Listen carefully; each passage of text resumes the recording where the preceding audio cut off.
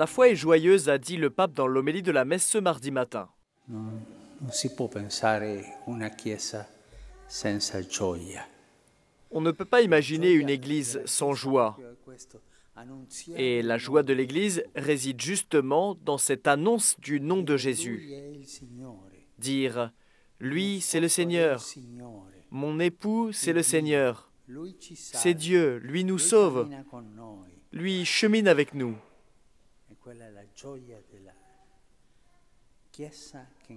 Voilà la joie de l'Église qui, dans cette joie d'épouse, devient mère.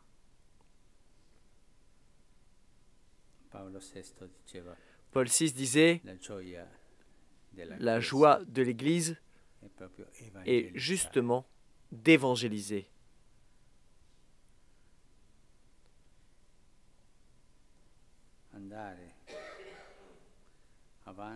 Aller de l'avant et parler de son époux.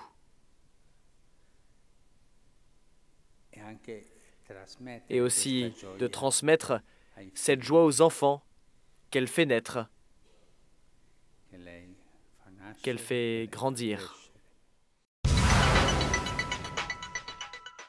Je crois en la résurrection de la chair. Tel a été le passage du Credo commenté par le pape François au cours de l'audience générale. Le pape François a rappelé que dans toute l'Écriture, il y a un chemin vers la foi en la résurrection des morts, et la résurrection du Christ anticipe ce qui adviendra à la fin des temps. Car, a ajouté le pape, s'il est vrai que Jésus nous ressuscitera à la fin des temps, il est également vrai que, selon certains aspects, avec lui, déjà, nous sommes ressuscités. Pour cela, même le corps de chacun de nous est la résonance de l'éternité. C'est pourquoi il doit toujours être respecté. Et surtout, on doit respecter et aimer la vie de ceux qui souffrent, pour que nous entendions la proximité du règne de Dieu, de cette condition de vie éternelle vers laquelle nous marchons. L'audience générale s'est déroulée place Saint-Pierre où étaient rassemblés plusieurs milliers de fidèles. Le pape a également adressé un appel pour les moniales du monastère grec-orthodoxe de Saint-Thècle à Maaloula en Syrie, qui depuis 2 jours ont été emmenés de force par des hommes armés. Prions pour ces sœurs et pour toutes les personnes séquestrées à cause du conflit en cours. Continuons à prier et à œuvrer ensemble pour la paix.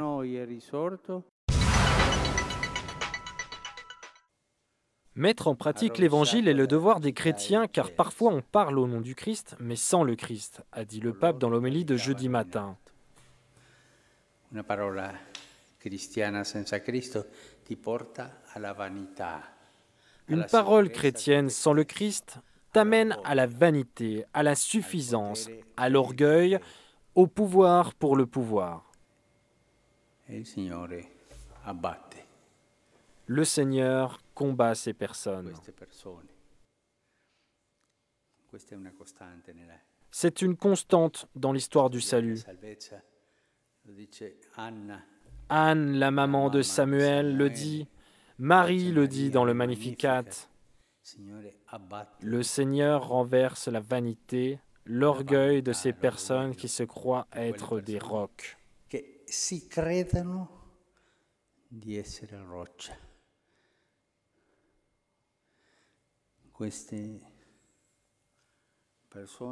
Ces personnes qui suivent une parole mais sans Jésus-Christ, une parole chrétienne pure mais sans Jésus-Christ, sans le rapport avec Jésus, sans la prière avec Jésus, sans le service à Jésus-Christ, sans l'amour de Jésus-Christ. Senza il rapporto con Gesù Cristo, senza la preghiera con Gesù Cristo, senza il servizio a Gesù Cristo, senza l'amore a Gesù Cristo. Questo è quello che il Signore. Ce que le Seigneur nous dit aujourd'hui est de construire notre vie sur le roc. Et ce rocher, c'est lui. La foi en un Dieu unique et 3 fois saint n'est pas et ne peut jamais être génératrice de violence et d'intolérance, a répété le pape François en parlant devant la Commission théologique internationale réunie pour réfléchir sur le thème du monothéisme et de la violence. Évoquant également la doctrine sociale, le pape a souligné que l'Église doit vivre en premier cette fraternité et cette solidarité qu'elle prêche comme modèle pour les communautés humaines. Le pape a ensuite souligné l'importance du travail des théologiens et des théologiennes qui doivent également grandir dans un esprit d'oraison et de dévotion et ainsi, avec un sens profond d'humilité, être de vrais serviteurs de l'Église. Comment suivre l'exemple de Saint François et la dimension personnelle et intérieure de chaque action dans la réforme des institutions? Tel est le thème au cœur des prédications de l'Avent. La première a été donnée ce vendredi matin par le père Raniero Cantalamessa, capucin, prédicateur de la maison pontificale, en présence du pape et de la curie romaine. Le père Cantalamessa a retracé l'histoire de François d'Assise. Il a noté l'importance pour nous tous, à chaque époque, de commencer là où a commencé l'aventure spirituelle de François, la conversion de notre ego à Dieu, le reniement de soi. C'est ainsi que sont nés les vrais réformateurs, ceux qui changent vraiment quelque chose dans l'Église, ceux qui vivent la mort à soi-même. Mieux, ceux qui décident sérieusement de mourir en eux-mêmes, parce que c'est une entreprise qui dure toute une vie et même au-delà.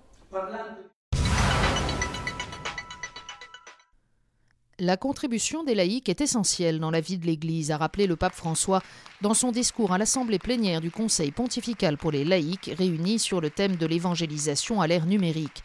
Parmi les possibilités offertes par les nouveaux moyens de communication, la plus importante concerne l'annonce de l'Évangile, a noté le pape. Il est indispensable d'être présent sur Internet, sur ces réseaux qui sont devenus pour beaucoup, et spécialement pour les jeunes, un cadre de vie. Mais cette présence doit avoir un style évangélique et éveiller les questions irrépressibles du cœur de l'homme sur le sens de sa vie. Cette présence doit montrer le chemin vers celui qui est la réponse, la miséricorde divine faite chair, le Seigneur Jésus. Chers amis, a conclu le pape, l'Église est toujours en chemin à la recherche de nouvelles voies pour annoncer l'Évangile. L'apport et le témoignage des fidèles laïcs paraît chaque jour plus indispensable. La doctrine sociale de l'Église, avec sa vision intégrale de l'homme comme être personnel et social, donne la voie à suivre. C'est ce qu'a souligné le pape en s'adressant à une délégation de l'Institut Dignitatis Humanae, conduite par le cardinal Martino. Le pape a rappelé que la doctrine sociale réaffirme la défense de la liberté religieuse, de la vie à tous ses stades, du droit au travail et à un travail décent, de la famille et de l'éducation. Il a invité à faire un travail de sensibilisation et de formation pour que les fidèles laïcs, et spécialement ceux qui s'engagent dans le domaine politique, soient capables de penser selon l'Évangile et la doctrine sociale de l'Église et d'agir en conséquence. Qu'ils sachent aussi dialoguer et collaborer avec tous ceux, y compris non-chrétiens ou non-croyants, qui sont convaincus que la personne humaine doit toujours être une fin et jamais un moyen. Nous aussi, de toute éternité, nous avons été choisis par Dieu pour vivre une vie sainte, libérée du péché. Voilà ce qu'a dit le pape François aux fidèles rassemblés place Saint-Pierre pour l'Angélus en la solennité de l'Immaculée Conception de la Bienheureuse Vierge Marie. En ce jour, l'Église contemple celle qui est pleine de grâce, qui nous soutient sur notre chemin vers Noël parce qu'elle nous apprend comment vivre dans l'attente du Seigneur qui vient pour chacun de nous. Ce chemin n'a certainement pas été facile pour la jeune fille de Nazareth, mais elle ne s'est jamais éloignée de l'amour. Toute sa vie a été un oui à Dieu, a expliqué François. Et le mystère de cette jeune fille qui est dans le cœur de Dieu ne nous est pas étranger. En fait, Dieu pose son regard d'amour sur chaque homme et chaque femme.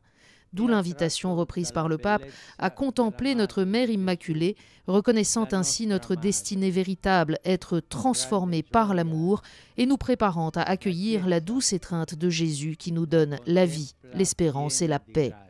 Après la prière, le pape a demandé à tous les fidèles de s'unir spirituellement à son pèlerinage de l'après-midi.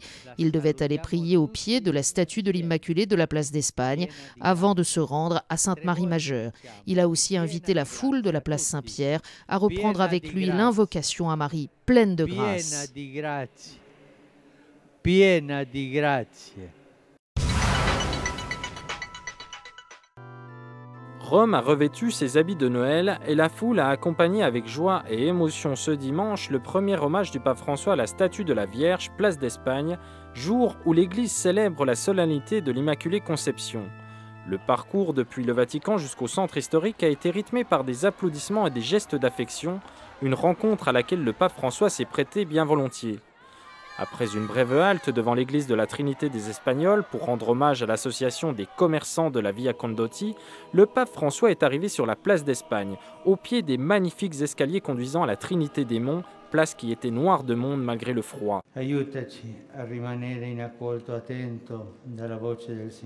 Aide-nous à rester attentifs à la voix du Seigneur, afin que le cri des pauvres ne nous laisse pas indifférents. afin que nous ne soyons pas distraits face à la souffrance des malades et de ceux qui sont dans le besoin, afin que la solitude des personnes âgées et la fragilité des enfants nous émeuvent, afin que chaque vie humaine soit toujours aimée et vénérée par chacun d'entre nous.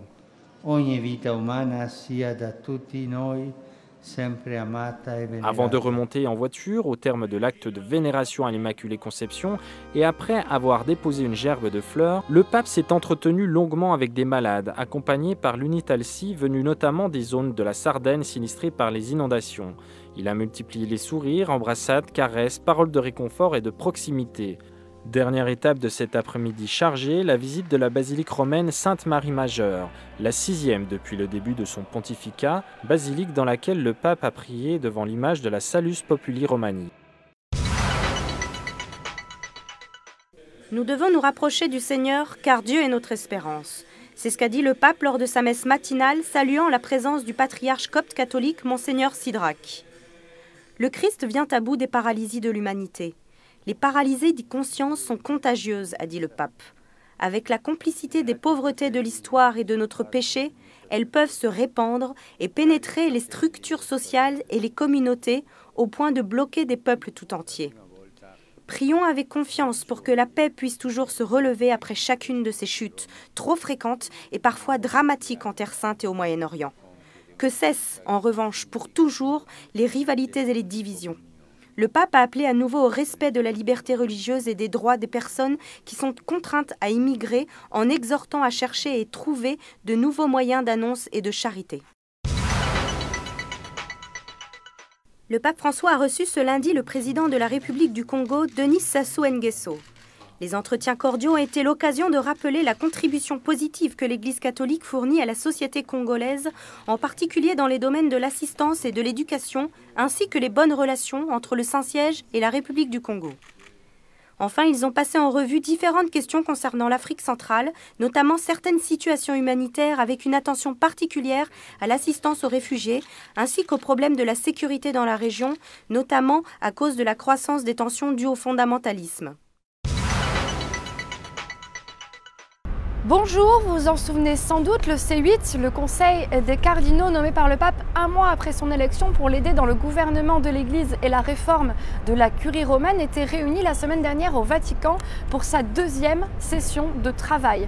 Peu de choses ont filtré, mais on sait qu'ils se sont penchés sur les dicastères et que la réforme tant attendue mettra certainement longtemps avant d'être mise en place. Mais l'un des fruits inattendus de cette réunion au sommet est d'ores et déjà, sur proposition des cardinaux, la création par le pape d'une nouvelle commission spéciale pour la protection des mineurs dans la droite ligne de la politique déjà amorcée par Benoît XVI. On le sait, l'Église a été durement marquée au cours des dernières années par de nombreux scandales pédophiles.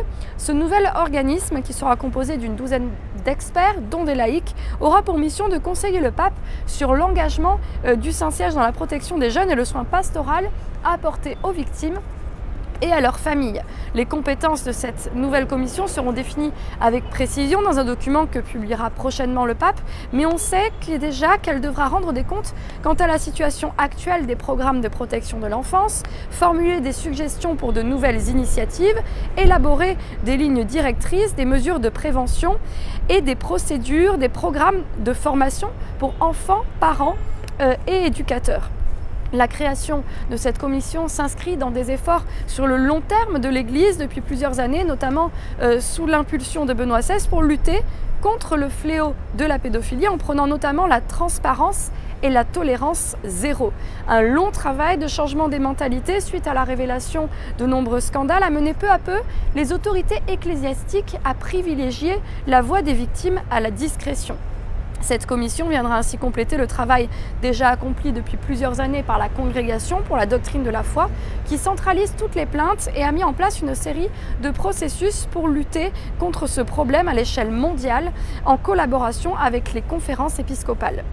L'aspect plus pastoral de ce nouvel organisme sera ainsi complémentaire du volet judiciaire développé par le Vatican depuis longtemps, afin de prévenir et d'accompagner toujours mieux avec lucidité et courage. Je vous dis à la semaine prochaine.